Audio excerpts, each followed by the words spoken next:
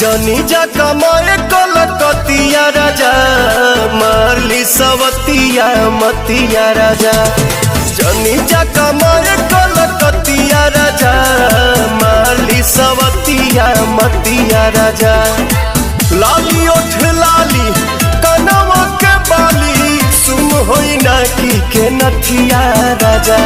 जनी जा कमाए कलकतिया राजा, मारली सवतिया मतिया राजा। जनी जा कमाए कलकतिया राजा, मारली सवतिया मतिया राजा।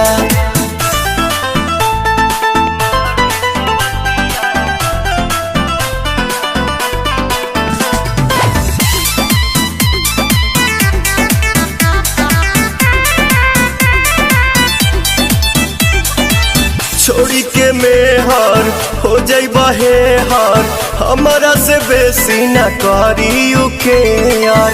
तने ना ए राजा,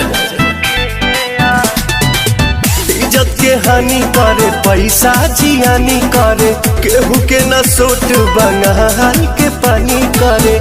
से जिया पटोब रात भर रोब, मन बना में हरी के बतिया राजा।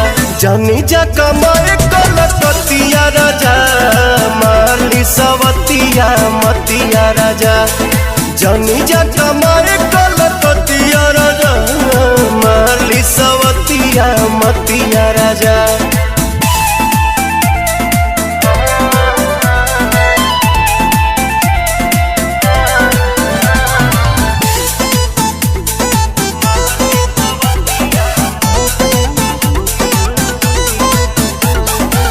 बोला ये पवन आखिर गलती कौन बा, कुछ के न गम बा, एक लम्बा।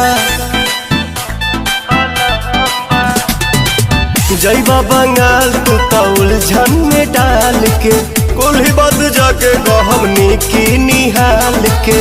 जानी जमाना तो मारे लगी तना, जारी न साई जतिया राजा। जनी जा कमाए कलकतिया राजा, मारली सवतिया मतिया राजा। जनी जा कमाए कलकतिया राजा, मारली सवतिया मतिया राजा।